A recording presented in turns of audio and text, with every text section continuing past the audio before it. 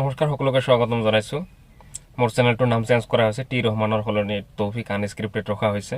তো আজি আপোনালোকৰ সন্মুখত এটি ব্যতিক্ৰম এটি টপিকৰ ওপৰত আলোচনা কৰিবলৈ চেষ্টা কৰিম। টপিকটো হ'ল বিগ বছ 17। বিগ বছ 17-ৰ কিছু মই এইবাৰ অলপ পৰ্যবেক্ষণ কৰিছোঁ। মোৰ এটি ভাল লগা কেৰেক্টাৰ হয়তো কেইবাটাও আছিল, তাৰ ভিতৰত এক নম্বৰত আছিল UK07 ৰাইডাৰ অনুৰাগ, তাৰপিছত আমাৰ মনোৱাৰ ফাৰুকী।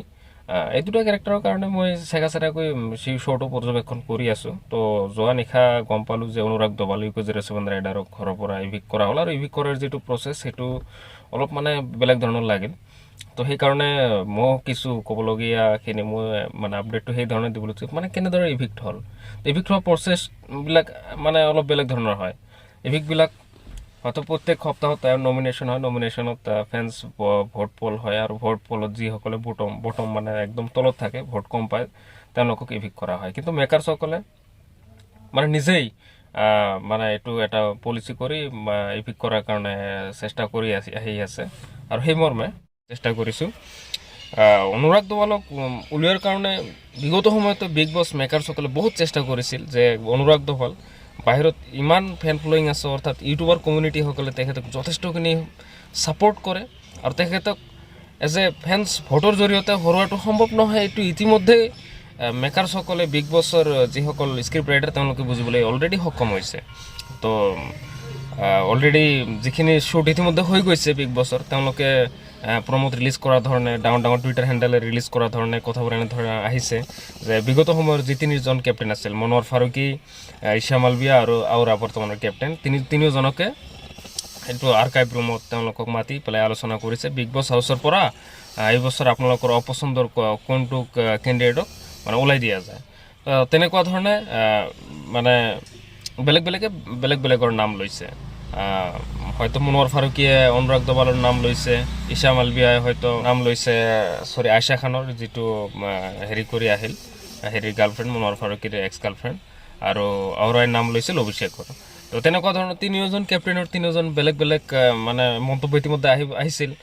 তো সেই বস্তুবোৰ আলোচনা কৰি তিনিওজনে তেওঁলোকৰ মানে নিজৰ মাজত পৰস্পৰে আলোচনা কৰি পেলাই অনুৰাগ দৱালক বিগ বছ ঘৰৰ পৰা উলিয়াই দিব বুলি ফাইনেল কৰিছে, আৰু সেই মৰ্মে বিগ বছে অনুৰাগ দৱালক বিগ বছ হাউচৰ পৰা উলিয়াই দিছে। এইখিনি আছিল খবৰ। তো সেইখিনি কৰাৰ পিছত ইতিমধ্যে টুইটাৰ হেণ্ডেল আদি যথেষ্টখিনি মানে ইতিমধ্যে গৰম হৈ আছে যে এনেকুৱা ধৰণৰ বিগ বছৰ কৰাটো টোটেলি অন্যায় হৈছে। অনুৰাগ দৱালৰো কিছু ভুল আছিল, তেখেতে কিছু হয়তো শ্ব'টো বুজিব পৰা নাছিল, কাৰণ হয়তো আগতো তেখেতে শ্ব' কোনোদিন চোৱা নাছিল। তেখেতে নিজে উলিয়াই যাবলৈ চেষ্টা কৰিছিল। কিছুমান হয়তো তেখেতৰ হয়তো অন্যায় অপমান সূচক ফেমিলিক লৈ কথা বতৰা হৈছিল, যাৰ কাৰণে তেখেতে নিজে কৈছিল বিগ বছ মে ইছ ঘৰ চড়নে কে লিয়ে তৈয়াৰ হুঁ।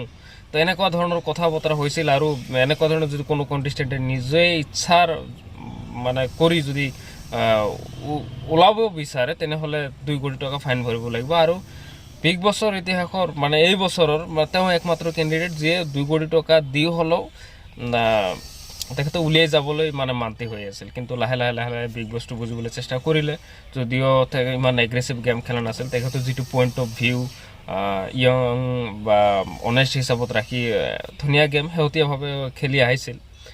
হয়তো তেখেতৰ সৈতে তেনেকুৱা ধৰণৰ এটা ৰিলেশ্যন বণ্ডিং তেনেকুৱা ধৰণৰ হোৱা নাছিল, কিন্তু যিখিনি দেখিছোঁ অনেষ্ট আছে ল'ৰাজন। সেই হিচাপত ল'ৰাজনক উলিয়াই দিয়াটো অলপ বেয়াই লাগিছে। তো বিগ বছ হাউচৰ পৰা বিগ বছ 17-ৰ পৰা এইদৰেই অনুৰাগ দৱালক ইভিক্ট কৰা হৈছে, আৰু এইটো ফাইনেল। পৰৱৰ্তী সময়ত কি আপডেট আহে চাওঁ।